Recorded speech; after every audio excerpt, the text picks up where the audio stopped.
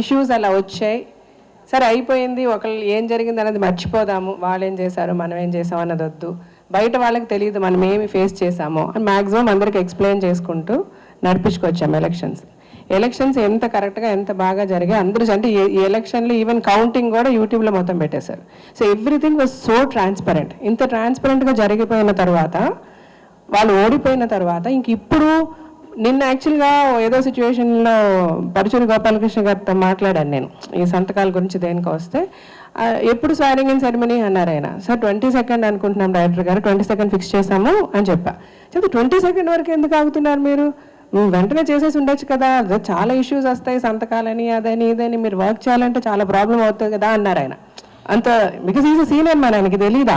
So ఇంతకుముందు ఈయన చెప్పినట్టుగా ఎన్ని అంటే సీఎంలు బిఎంలు అందరూ ఎలక్షన్స్ ముందు జరిగినా కూడా, ఐ మీన్ వన్స్ ఎలక్షన్స్ అయిపోయి ఓడిపోయి గవర్నమెంట్ డిజాల్వ్ అయిపోయిన తర్వాత ఆబ్వియస్గా వెంటనే వాళ్ళ మంచి ముహూర్తం చూసుకొని స్వారింగ్ ఇన్ సెరమనీ జరిగిపోతే పనులు చేసుకుంటాం బేసికల్గా. అదే సదుద్దేశంతో మనందరం ఒకటైపోయాం అన్న ఒకే ఒక ఫీలింగ్తో మేము చాలా సిన్సియర్గా పనిచేసేసాం. పొద్దున్న 10:30 గంట వచ్చి ఆఫీస్లో కూర్చొని నేను నరేష్ షూటింగ్ ఉన్నాయన్ని లాక్కొచ్చి మేజర్ థింగ్స్ ఫైల్స్ హిల్స్ అన్ని బట్టి ఎల్ఐసి ఇది చూసి నేను లైఫ్ ఇన్సూరెన్స్ చూసి చాలా టెన్షన్ పడ్డాం అందరివి. సో బేసికల్గా దట్ సంథింగ్ వెరీ ఇంపార్టెంట్ కదా, ఏ క్షణంలో ఎలా జరుగుతుందో తెలియదు. ఎలక్షన్స్ వస్తాయి, ఎప్పుడున్నా ముందున్నా అనుకున్నా కొన్ని జరగాల్సినవి జరిగిపోవాలి. సో ఇవన్నీ చేయాలి అన్న ఉద్దేశంతో చాలా సిన్సియర్గా పనిచేస్తున్నాను మేము అనుకుంటే ఇవాళ పెద్ద షాకర్ వచ్చింది ఇట్లాగని.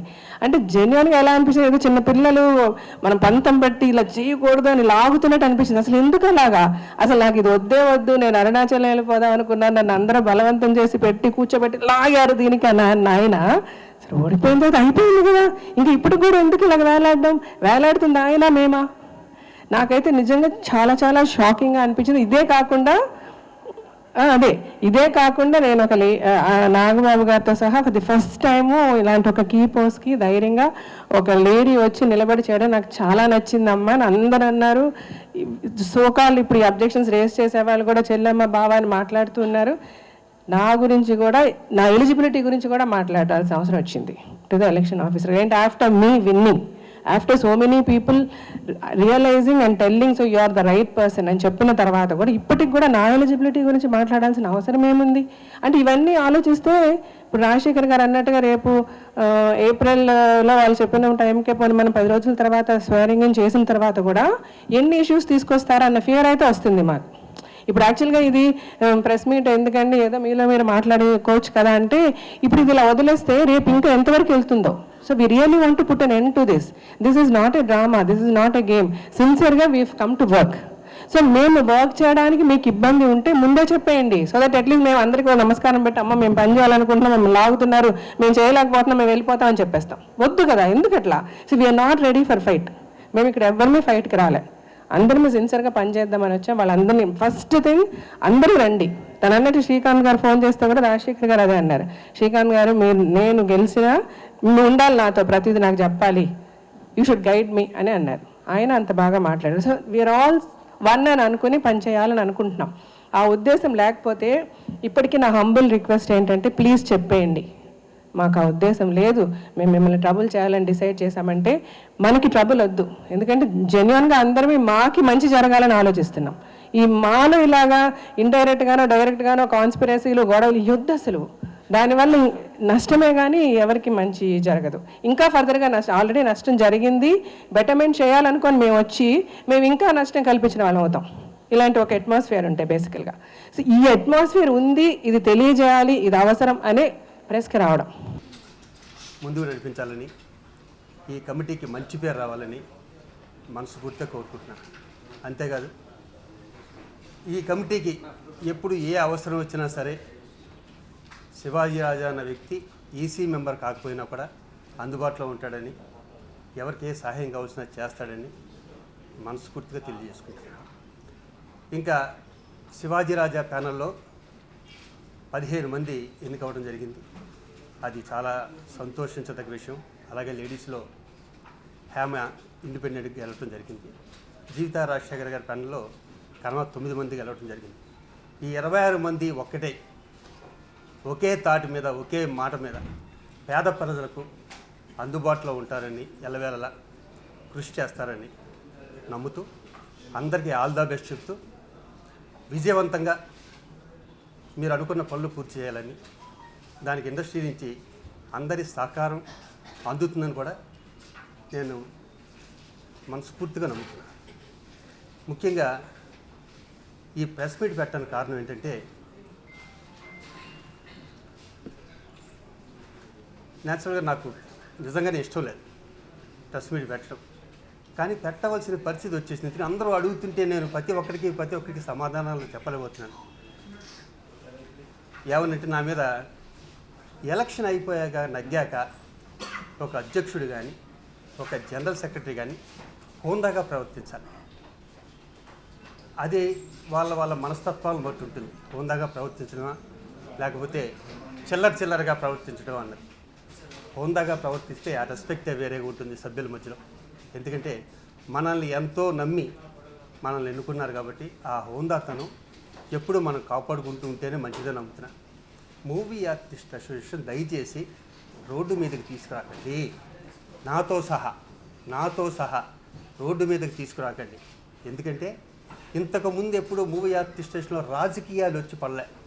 లాస్ట్ 4 years నుంచే మూవీ ఆర్టిస్ట్ స్టేషన్లో రాజకీయాలు స్టార్ట్ అయింది. అది మనసుకు కొంచెం బాధ అనిపిస్తుంది కష్టపడే వ్యక్తికి. ఈ మాట ఎందుకంటున్నానంటే, బాబు శివాజీ రాజా నువ్వు రెస్ట్ తీసుకోన్నారు, నేను శిరసా వహిస్తూ నేను రెస్ట్ తీసుకుంటాను. మధ్యలో చిన్న కాంట్రవర్సీ వచ్చింది. అదేంటంటే, నేను ఇంకా 10వ పట్టుకు ఎలాడుతున్నాడు నెక్స్ట్ మంత్ వరకు అని. నాకేం అవసరం వచ్చిందండి? ఇదిగో ఇక్కడ ఒక బైలా ఉంటుంది. ఈ బైలా నేను రాయలేదుగా. ఇక్కడ ఉంటుంది చూడండి, ఈ బైలాలో ఉంటుంది చూడండి. అంటే వాళ్ళకి బైలా చదివే ఓపిక కూడా లేదు. మా జీవితకి అయితే ఫస్ట్ టైం వచ్చింది. ఆవిడ జనరల్ సెక్రటరీ కింద, ఆవిడకి అనుభవం లేకపోవచ్చు. మరి సెక్రటరీకి మీకు అనుభవం ఉందిగా, బైలాలో ఉన్న విషయం చెప్పాలిగా. ఇక్కడ ఉందిగా, ఇదిగో మార్చిలో ఎలక్షన్ చేయండి, ఏప్రిల్ 1st వీక్లో మీరు తీసుకోవడానికి క్లియర్గా ఉంది. ఇది మూవీ ఆర్టిస్ట్ స్టేషన్ బైలా, ఇది నేను రాయలేదు ఈ బైలా. మరి దీన్ని మనం ఫాలో అవ్వాలిగా. అంటే లాయర్ కూడా బైలా చదవకుండా నాకు ఫోన్ చేసి, సార్ ఇలా అనుకుంటున్నారంటే, చూడండి సార్ 22వ తారీఖున అనుకుంటున్నారు మీరు, కరెక్టే, కానీ మన బైలాలో ఉన్నదంటే, నేను కూడా అదే చేశాను ప్రెసిడెంట్గా ఉన్నప్పుడు. నేను కూడా 25 రోజులు ఆగి ఏప్రిల్ 1st వీక్లో ప్రమాణ స్వీకారం చేసుకున్నాం ద గ్రేట్ తలసాని శ్రీనివాస్ యాదవ్ గారి చేత. ఒకసారి ఇది చెప్పండి అన్న అంటే, అన్ని రోజులు ఆగాల, ఇన్ని రోజులు పదవి అతనే అనిపిస్తుంది. ఎందుకు అనిపిస్తానండి? నాకు ఏమవసరం? నేను ఇంటికి వెళ్తాను ఆఫీస్కి, నేను ఓడిపోయాక ఆఫీస్కి వెళ్ళవలసిన పని ఉంది. నాకు ఎవరన్నా ఫోన్ చేసి సలహా అడిగితే చెప్తాను, ఎవరన్నా కష్టాల్లో ఉంటే వెళ్తాను. అది రాంగ్ అండి. నేను బైలా ప్రకారం చెప్పాను, వాళ్ళు రాంగ్ అర్థం చేసుకున్నారు. ఈలోపే వాళ్ళు ప్రెస్ మీట్ పెట్టేసారు. ఇది ప్రెస్ మీట్ పెట్టవలసిన అవసరం ఉంది దాంట్లో. అది జనరల్ బాడీలో మాట్లాడుకోవాలి, ఈసీలో మాట్లాడుకోవాలి. ఇలా అంటున్నారు, ఈసీ పెట్టుకోవాలి, మాట్లాడుకోవాలి. ఇది ప్రజలకు తెలియ, అసలు 800 మంది విషయాలు ప్రజలకు తెలియవలసిన విషయం ఏముంది ప్రెస్ మీట్లకి? ఇప్పుడు వాళ్ళు ప్రెస్ మీట్ పెట్టడం వల్ల నేను చెప్పుకోవచ్చు. ఎందుకంటే నేను ప్రతి ఇంటికి బొట్టు పెట్టి, అమ్మ నా బైలాలో ఎలా ఉంది, నా బైలాలో ఎలా ఉంది, నా బైలాలో ఎలా ఉంది నేను చెప్పుకోలేనుగా. మీ ద్వారానే నేను చెప్పుకోవాలి, ఏమన్నా చెప్పుకుంటే. అది కొంచెం చాలా బాధ అనిపించింది. అది పదవులు బట్టి. ఇంకొక విషయం, మీలో ఎవరైనా సరే నేను చేసిన పదవులు చేయాలంటే ముసలోళ్ళు అయిపోతారు. 20 ఏళ్ళు పడతాయి. నేను ప్రతిదీ ఎక్సెప్ట్ ప్రెసిడెంట్ తప్పి ప్రతిదీ 2 సార్లు చేసుకుంటా వచ్చా. ఈసారి కూడా నేను ఉండనని చెప్పా. చిరంజీవి గారు లాంటి వ్యక్తి దగ్గర నుంచి నువ్వు అందరినీ కలిపి వెళ్ళిపోతావు శివాజీ. ఎవరికైనా కష్టాల్లో ఉంటే నువ్వు ఉంటావు. శ్రీకాంత్, పరుచూరు వెంకటేశ్వరరావు గారు, ఎస్వి కృష్ణారెడ్డి గారు, మీరు చూశారుగా నా బర్త్డేకి వచ్చినప్పుడు అందరూ ఏం మాట్లాడారు. నేను ఆ రోజు వాళ్ళు మాట్లాడిన దానికి నాకు కలంటి నీళ్ళు కూడా వచ్చినాయి ఆ రోజు. దాన్ని కూడా ఎటకారం చేశారు. అది వాళ్ళ విద్యత్ వదిలేస్తున్నారు. అరుణాచలం అన్న దైవ సన్నిధులు కూడా కొంచెం ఎటకారంగా మాట్లాడారు. అది కూడా వాళ్ళ విద్యత్ వదిలేస్తున్నారు. ఇదా మనం ఆర్టిస్టులు ఉండి మనం జనాలకి చెప్పుకోవాల్సింది. నగ్గాక ఎంత హోందాగా ఉండాలి మన ప్రవర్తన. డెఫినెట్గా వాళ్ళు ఎప్పుడు ఏ అవసరం వచ్చినా సరే నేను వాళ్ళకి అందుబాటులో ఉంటాను. నా కమిటీ అంతా ఇప్పుడు నా కమిటీ నా పేరు మీద నగ్గుండొచ్చేమో, కానీ ఒకటే కమిటీ, దాంట్లో పొరాపచ్చులు ఏమీ లేవు. ఇంకా ఒక్కొక్క విషయానికి వస్తే, చూస్తున్న ప్రేక్షకులందరికీ మీరంతా ఈ యూట్యూబ్ ఛానల్ ఫిల్మ్ జల్సాని సబ్స్క్రైబ్ చేసి లైక్ చేయండి, కామెంట్ చేయండి, అలాగే మీ ఫ్రెండ్స్ అందరికీ చెప్పండి. చూస్తున్నానండి film Jalsa. Hi, this is Srinivas Reddy. Please subscribe Film Jalsa. Hi, this is Sasha Chetri. Please subscribe to Film Jalsa for all latest Tollywood news.